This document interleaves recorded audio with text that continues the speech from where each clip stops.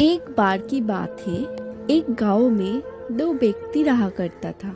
एक का नाम रामू और एक का नाम हरि था। हरि बहुत ही धनी व्यक्ति था और रामू बहुत ही गरीब था। कहने के लिए तो वो दोनों दोस्त थे, लेकिन उन दोनों की आपस में कभी जमती नहीं थी और हरि हमेशा रामू को नीचा दिखाने की कोशिश में लगा रहता था। हरि का दो सुपुत्र भी था।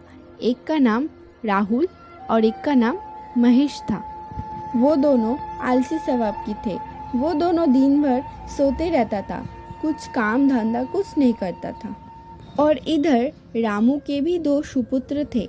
एक का नाम रोहित और एक का नाम मितेश था और ये दोनों बहुत ही मेहनती था।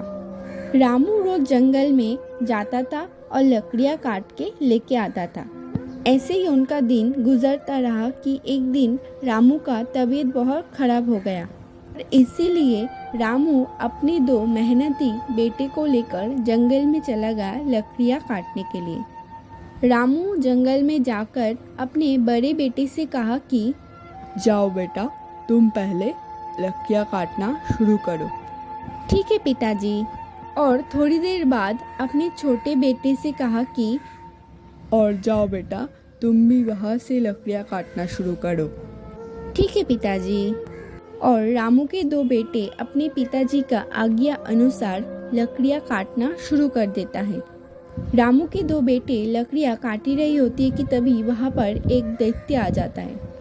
सुनो, मुझे तुम बहुत ही ईमानदार और मेहनती इंसान लग रहे हो, इसीलिए मैं तुम्हें कुछ देना चाहता हूँ। और उस दैत्य ने रामू को बहुत सारा खजाना और सोना दिया, जिससे रामू का गरीबी दूर हो गया और उस खजाने से बहुत बड़ा मकान बनाया रामू ने। और ये सब देख के हरि को बहुत जलन होने लगा। और उसके दूसरे दिन ही हरि भी अपने दोनों आलसी बेटे को लेकर जंगल में चले गए लकड़ियाँ काटने के लिए। जंगल में जाकर हरि अपना बड़ा बेटा से कहता है कि जाओ बेटा, तुम वहाँ से लकड़ियाँ काटना शुरू करो। लेकिन हरि की दोनों बेटे लकड़ियाँ काटने से साफ इनकार कर देते हैं और कहता है कि नहीं पिताजी, आपके रहते हुए हम लोग क्यों लकड़ियाँ काटें? आपका लकड़ियाँ काटना है तो आप ही खुद काट लो। अपने बड़े बेटे का बात सुनकर हरि अपने छोटे बेटे से कहा कि जाओ, तुम लकड़ियाँ काट के लेके आओ।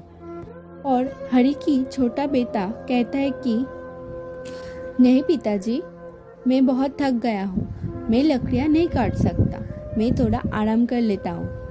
और तभी वहाँ पर वो दैत्य फिर से आ जाता है। और ये देख के हरि ने कहा, सुनो दैत्य, मुझे खजाना चाहिए। हरि की बात सुन के दैत्य ने कहा, तुम्हें खजाना नहीं, मौत मिलेगा, मौत। मुझे समझ में आ गया, तुम सब यहाँ पर लालच के चक्कर में आए हो और लालच के चक्कर में हरि और हरि की दो बेटे को मरना पड़ा। कहानी से सीख, लालच बहुत बुरी बात है।